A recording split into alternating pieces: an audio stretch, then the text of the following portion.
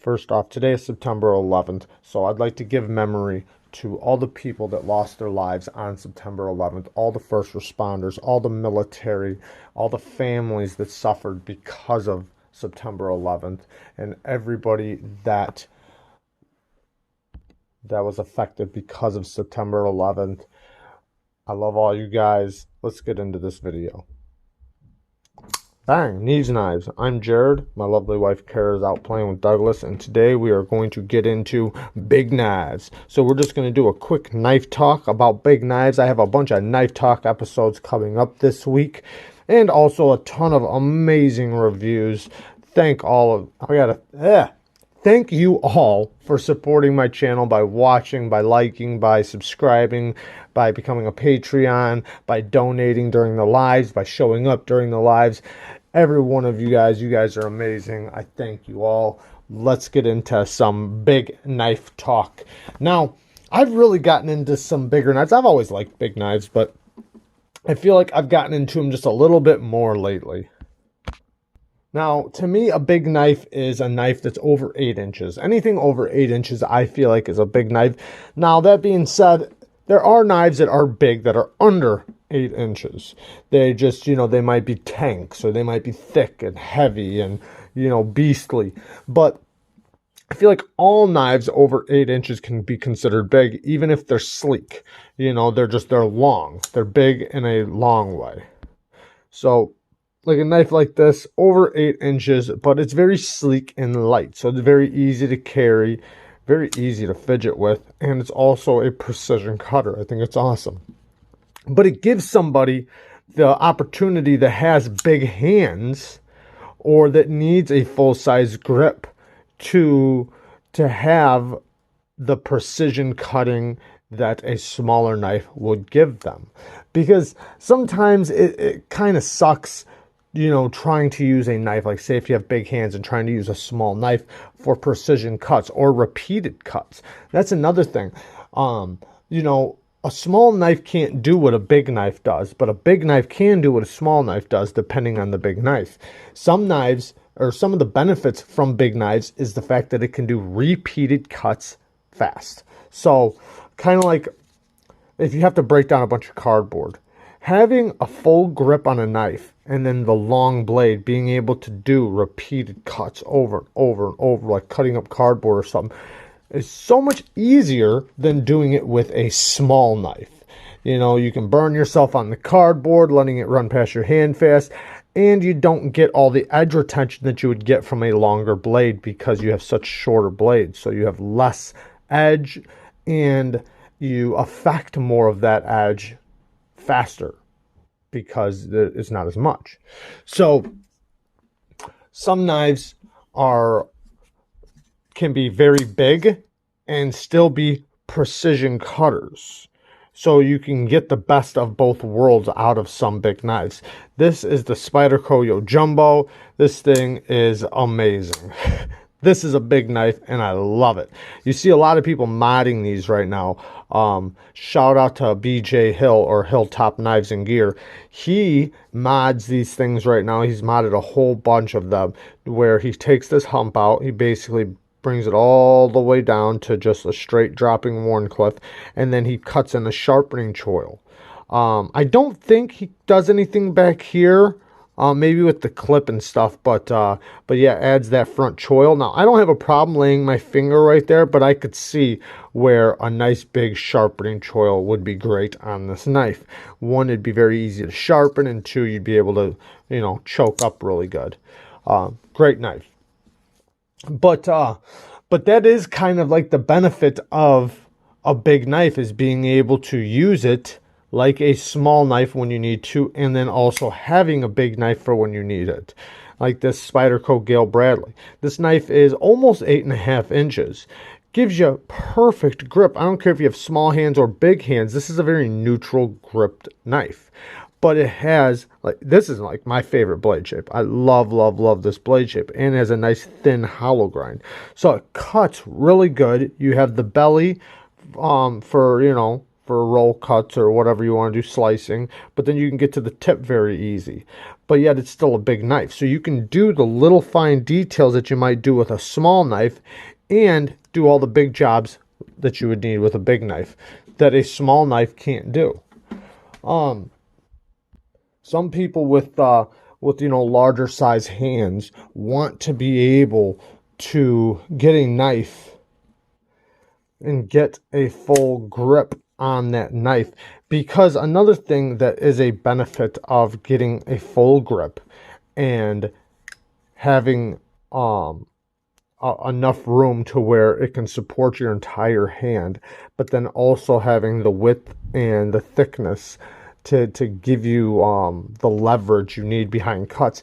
It makes cuts easier. So like, say if I take a knife that's smaller with a thinner precision blade, that blade will go through material easy, but you won't feel like it because it's so small in the hand.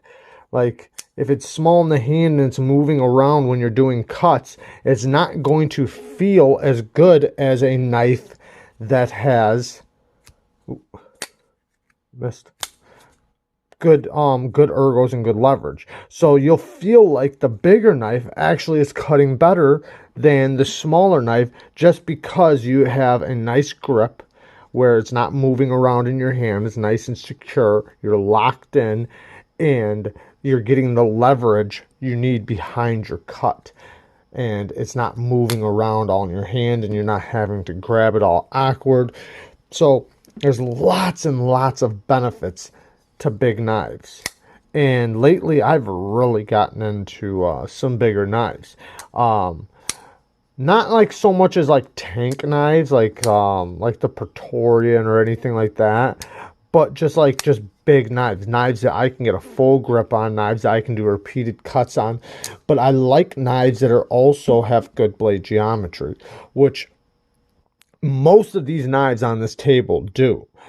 This knife, however, this one has the serrations, which can be very good.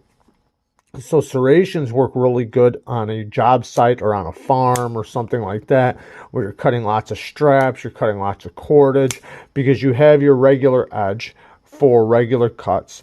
But then when you need to cut some rope, you can use your serrations to bite into that rope and then either finish the cut with the rest of the blade, or just dig real fast with the serrations. Or if you're going to cut a strap, you can get behind it, let these points bite into that strap and start tearing it, and then finish with the rest of the edge. This knife right here, the Boker Quaken, this one's got some problems. I'm probably going to do a video on tuning it up. It scrapes a little bit. It's got a lot of movement, but I put it in this video because it's still a big knife. It's a nice, long, sleek knife. It's something that gives you the reach and the reach basically of a big knife without being too big. And I'm definitely going to do a video on fixing that up, or at least I probably will. I'm going to fix it up regardless. I just don't know if I'm going to record it or not. I'm not sure if you guys would be interested in that. But I might record it anyways. Some people want the like I said with that one, the reach and the length of a long knife, but they don't want a big knife, meaning like really thick, heavy, big in that sense. They just need something that's a little bit longer. So something like this might be right up their alley.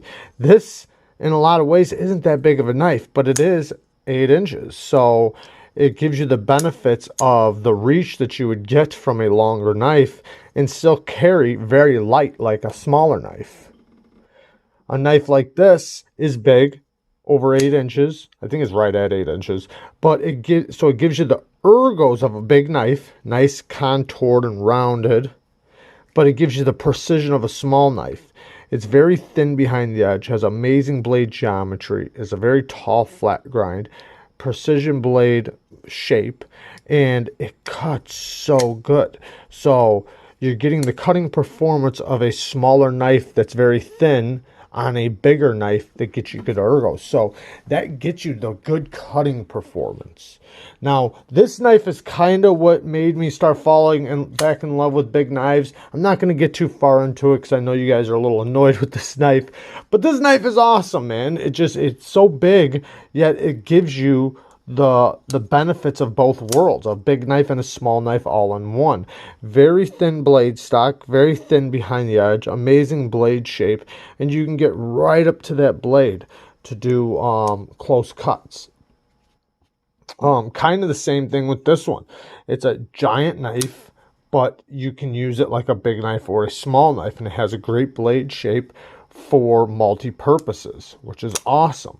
Now, being able to do those repeated cuts over and over is, or when you have to do those repeated cuts over and over and over, nothing is going to serve you as good as a big knife. Nothing. I mean, I've done so many different cuts with knives, and even though using a small knife to do a few cuts here and there is amazing, when you have to do repeated cuts all day, a big knife always feels better. Always, it just, you get the more leverage, you get the distance, you get the reach, and it cuts better. And like I was saying before, when you have the ergos and you can get the squeeze on the knife, it just, the leverage behind your cut goes so far. It really does.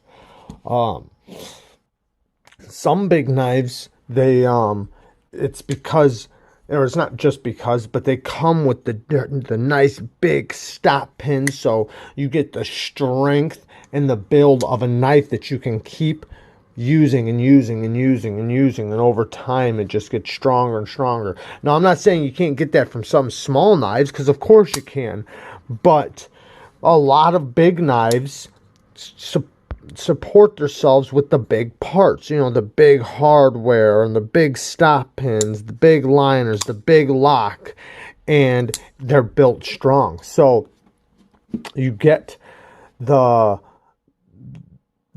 knife that can last a long time, and depending on how hard you use it, depends, I guess, on how long it's going to last, how often you got to sharpen it, what kind of steel.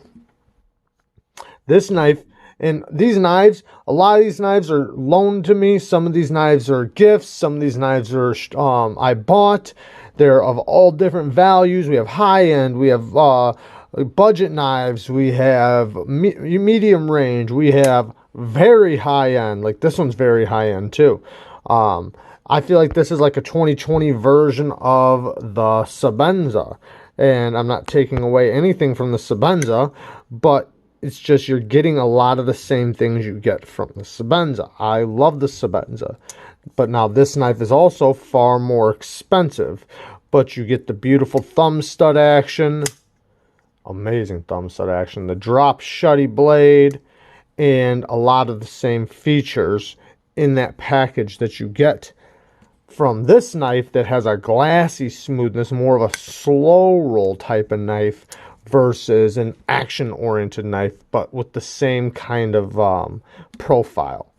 But I don't want to get too crazy on you guys. I just wanted to do a short video.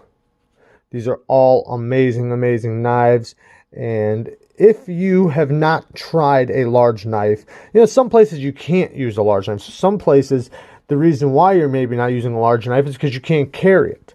And then maybe you just, you know, you like smaller knives. You know, everybody likes different knives, and that's what I think is amazing about this community, is there are so many options. So I didn't want to make this video too long. I just wanted to talk a little bit about benefits of big knives, and there you guys go. I love all of you. Thank you for watching. Peace.